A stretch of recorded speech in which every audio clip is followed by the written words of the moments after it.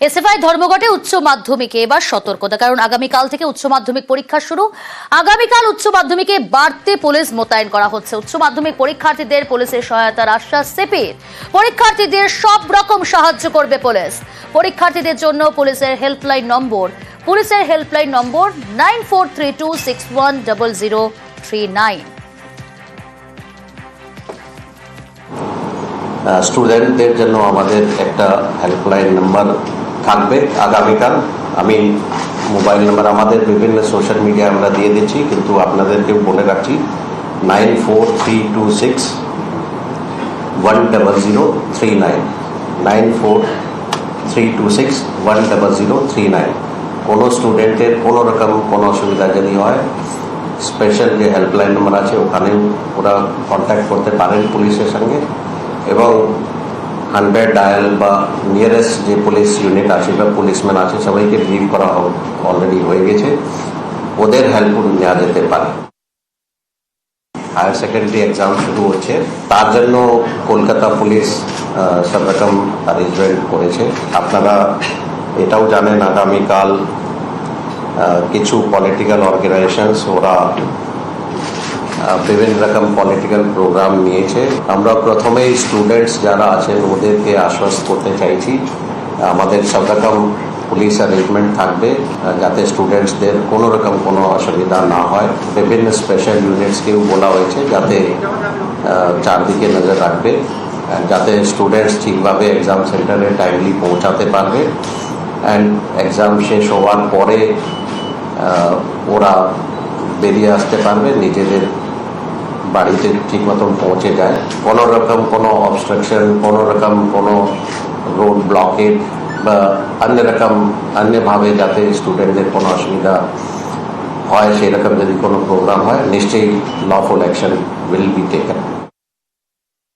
আমাদের পুরো ওয়েস্ট বেঙ্গল পুলিশ এলাকায় sufficient police force police arrangement করা হচ্ছে। অল ইউনিটস যারা আছে আমাদের যত বেঙ্গলের all districts, all commissionerates, all GRP, SRP সবাইকেই সেন্সিটাইজ করা হয়েছে যাতে কোনো রকম অবস্ট্রাকশন, কোনো রকম বাধা, যাতে কোনো স্টুডেন্টরা অ্যাডভার্সলি ইম্প্যাক্ট হতে পারে সেটা যেন না হয় সেটা দেখার জন্যে তো প্রচুর করে সংখ্যায় পুলিশ রাস্তায় থাকবেন।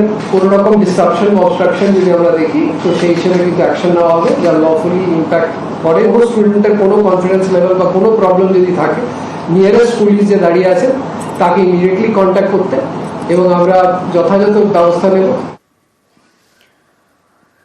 আর মাত্র কয়েক ঘন্টা কাল থেকে শুরু উচ্চ মাধ্যমিক। জেলায় জেলায় পরীক্ষা কেন্দ্রে কড়া নিরাপত্তা বলয় মোড়া ঝাড়গ্রামের সমস্ত পরীক্ষা কেন্দ্র। প্রতিটি পরীক্ষা কেন্দ্রে থাকছে মেটাল ডিটেক্টর। একাধিক নিয়ম জারি শিক্ষা পর্ষদের। ঘড়ি পরে পরীক্ষা দিতে যাওয়া যাবে না। পরীক্ষা কেন্দ্র সংলগ্ন মোড়ে নিরাপত্তায় থাকছে সিভিক। ইতিমধ্যেই বিভিন্ন জায়গায় মাইকিং করে সতর্কতা শুরু করেছে প্রশাসন। নতুন হয়েছে যে মেটাল ডিটেক্টর দিয়ে বাচ্চাদের একটু চেক করিয়ে তারপরে রুমে প্রবেশ করানো। আর প্রতি বছর আমরা যেমন ঘড়িটা অ্যালাউ করতাম, এই বছর আমরা বাচ্চাদের ক্ষেত্রে কোনো রকমই ঘড়ি আমরা অ্যালাউ করছি না। আমরা রুমে ঘড়ি দেওয়ার ব্যবস্থা করেছি। স্কুলে রয়েছে সিসি ক্যামেরা, সেই জন্য আমরা সেগুলোকে আবার ভালোভাবে চালু করার ব্যবস্থা নিয়েছি পরীক্ষার আগে। ঝাড়গ্রামের বনাঞ্চলেও বাড়তি সতর্কতা। জঙ্গলমহলে টানা টহলদারি বন বিভাগের। জঙ্গল ঘেঁষা পরীক্ষা কেন্দ্রে বাড়তি তৎপরতা বন দফতরের। যেসব এলাকায় বাঘ হাতির আতঙ্ক বেশি সেখানে পাহারায় থাকবেন বনকর্মীরা। জঙ্গল সংলগ্ন রাস্তায় পরীক্ষার্থীদের যাতায়াতের জন্য থাকছে বিশেষ গাড়ির ব্যবস্থা। ফরেস্ট রেঞ্জ অফিসের পক্ষ থেকে জানানো হচ্ছে যে লালগড় জঙ্গলের বিভিন্ন অংশে একটি হাতির দল বিক্ষিপ্তভাবে ঘোরাফেরা করছে। তাই পার্শ্ববর্তী এলাকার বাসিন্দাদের উদ্দেশ্যে পরীক্ষার্থী এবং তাদের অভিভাবিকাদের উদ্দেশ্যে জানানো হচ্ছে যে আপনারা নিজ নিজ পরীক্ষা কেন্দ্রে যাতায়াতের জন্য জঙ্গলের রাস্তাগুলির ব্যবহার এড়িয়ে চলুন।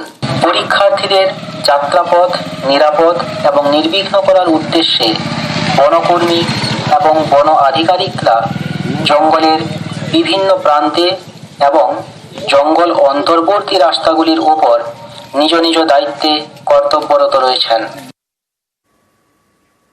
দক্ষিণ 24 পরগনার ফলতায় আবার জোর শোরগোল কেন জানেন? পরীক্ষা কেন্দ্রে তৃণমূল নেতার জন্মদিন পালন। হ্যাঁ, ফলতা ব্লক সভাপতি জাহাঙ্গীর খানকে ঘিরেই বিতর্ক। পরীক্ষা কেন্দ্রেই নেতার জন্মদিন পালন, তৃণমূলকে পাল্টা কটাক্ষ করেছে বিরোধী শিবির।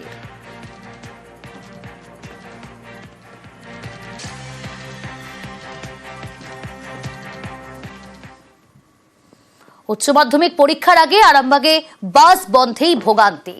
মনসাতলায় বাসের সঙ্গে টোটোর ধাক্কা, টোটো চালকের বিরুদ্ধে বাসের চালককে মারধরের অভিযোগ। আর এই ঘটনার প্রতিবাদে শনিবার বিকেল থেকেই অনির্দিষ্টকালের জন্য বন্ধ আরামবাগ বন্দর রুটের বাস। আচমকা বাস বন্ধের সমস্যায় পড়ছেন বাসিন্দারা।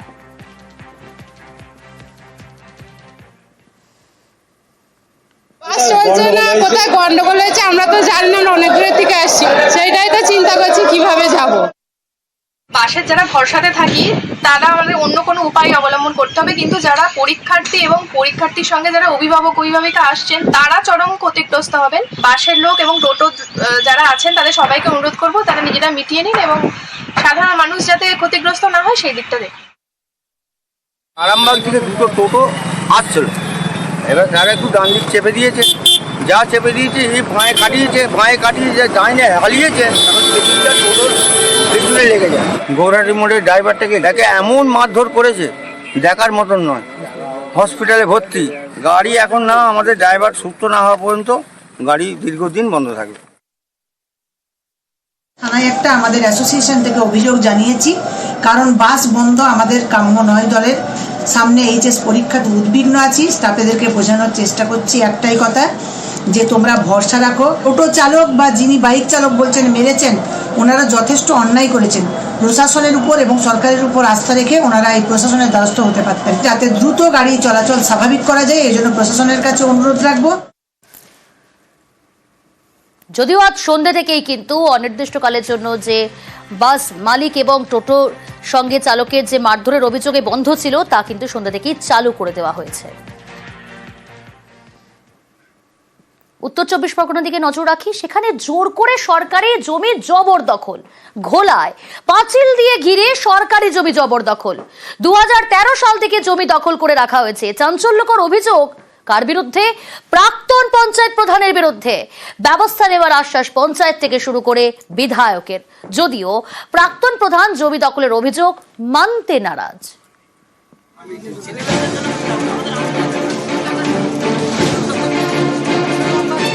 উত্তর 24 পরগনার ঘোলা, এখানেই বিলকান্দা 1 নম্বর পঞ্চায়েতের অন্তর্গত নবপল্লী এলাকা। এখানেই 1 বিঘার বেশি সরকারি জমি পাঁচিল দিয়ে ঘিরে দখল করে রাখার অভিযোগ। স্থানীয়দের নিশানায় পঞ্চায়েতের প্রাক্তন প্রধান দিন মোহাম্মদ। এলাকাবাসীর দাবি, 2013 সাল থেকে জমি জবরদখল করে রেখেছেন দিন মোহাম্মদ। এ নিয়ে তারা পঞ্চায়েতে নালিশও জানিয়েছেন। অভিযোগের ভিত্তিতে দিন মোহাম্মদকে নোটিশও দেয় পঞ্চায়েত। পঞ্চায়েতের নোটিশেও কর্ণপাত করেননি প্রাক্তন প্রধান। এ নিয়ে প্রাক্তন প্রধানের বিরুদ্ধে বিক্ষোভ দেখান স্থানীয়রা। ক্যানালের জমিটা দেখছেন সরকারি জমি, এটা অধিকার আমাদের, এটা এই ক্লাব থেকে দিন মোহাম্মদের নেতৃত্বে এরা দখল করে আছে। প্রাক্তন প্রধান পাঁচিলটা ভেঙে আমাদের মাঠটা পরিষ্কার করে দিক, কেননা আমাদের বাড়িতে ছেলে মেয়েরা পড়াশোনা করতে গেলে একটু খেলাধুলা করতে চায়, তারা করতে পারে না। হ্যাঁ, এটা সরকারি জমি। আচ্ছা, কে দখল করে? এটা দিনু মোহাম্মদ এবং আরো লোক আছে, ক্লাবের লোকজন আছে। এই ব্যাপারটা শুনেছি আমরা, আমাদের কাছে গ্রামবাসীরা কমপ্লেন করেছিল। গ্রামবাসীরা বলছিলেন যে দীর্ঘ 10-15 বছর ধরে নাকি এই একটা ক্যানেলের জমি প্রায় 10-12 বিঘে জমি নাকি জবরদখল করে পাঁচিল দিয়ে ঘিরে রেখেছে। আমরাও পঞ্চায়েতগতভাবে দেখছি ব্যাপারটা, আমরা বিডিও সাহেবকেও জানিয়েছি। সরকারি জমি কেউ জবরদখল করে ব্যক্তিগতভাবে রাখতে পারবে না।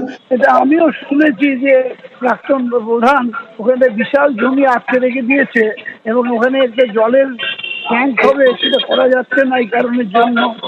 এটা আমিও শুনেছি, আমি নিজে গিয়ে দেখে আসি। সে আজ থেকে 30 বছর আগে ক্লাব দখল করে রেখেছে। ক্লাবে ওখানটাতে পাঁচিল চাষের জমি, কারখানার ওরাই পাঁচিল দিয়ে রেখেছিল জমিটা চাষ করার জন্য। আজ থেকে 30 বছর হবে, তখন আমি ক্লাবে ছিলাম না। হ্যাঁ, ক্যানেলের জমি ওই চাষবাস করে ওই কৃষকরা, গরিব মানুষ তারা চাষবাস করে। 20 ফুট মতো ওই কারখানার লোকই দিয়েছিল মালিক। আমরা 30 বছর আগের ঘটনা। হ্যাঁ, এই দখল যদি ইরিগেশন বা কোনো ডিপার্টমেন্ট সরকারি নিয়ে নেবে কষ্ট, অসুবিধা নেই। আমি ক্লাবে আছি 10 বছর ক্লাবেও নেই। ঘোলা থেকে সুবিদ দে, নিউজ 18 বাংলা। সোদপুরে জালিয়াতির রমরমা, ভোটার কার্ড, পাসপোর্ট, চাকরির নামে প্রতারণা, কোটি কোটি টাকা হাতানোর অভিযোগ। ইতিমধ্যে গ্রেফতার করা হয়েছে এক ব্যক্তিকে। আরো ডিটেল আপনাদের জানাবো। সুবীর রয়েছে আমার সঙ্গে। সুবীর, কতদিন ধরে এই জালিয়াতি কারবার চালাচ্ছিল অভিযুক্ত? দেখো, সোদপুর কাজকলপুরে একটি অফিস খুলে সেখান থেকে কিন্তু জাল পাসপোর্ট থেকে শুরু করে ভোটার কার্ড এবং চাকরি দেওয়ার নাম করে কোটি কোটি টাকা প্রতারণার অভিযোগ কিন্তু এই অভিযুক্ত তপন রায়ের বিরুদ্ধে এবং খর্দ থানায় কিন্তু অভিযোগ দায়ের হয় এই অভিযুক্তের নামে এবং এই তারপর থেকে কিন্তু এই পলাতক ছিল এবং আজকে ঠিক দুপুরের পর বিকেলের দিকে গোপন সূত্রে খবর অভিযান চালায় সোদপুর কেয়ারমোড় এলাকাতে খর্দ থানায় একটি বিশেষ টিম এবং সেই জায়গা থেকে কিন্তু পুলিশের জালে ধরা পড়ে এই অভিযুক্ত তপন রায় এবং তাকে পুলিশ গ্রেফতার করেছে। এবং তোমাকে এটাও জানিয়ে রাখি, ডায়মন্ড হারবার থানা থেকে শুরু করে নদিয়া তেহট্ট থানাতে বিভিন্ন থানায় এলাকায় কিন্তু এর নামে কিন্তু প্রতারণার অভিযোগ রয়েছে এবং যেটা পুলিশ সূত্র থেকে জানা যাচ্ছে যে একটি অভিযোগের ভিত্তিতে তেহট্ট থানার পুলিশ খর্দ থানা থেকে কিন্তু একে নিজেদের হেফাজতে নেওয়ার জন্য আজ রাতেই কিন্তু খর্দ থানা থেকে একে নিয়ে যাওয়ার জন্য কিন্তু সমস্ত ব্যবস্থা করেছে এমনটা জানা যাচ্ছে। বেশ।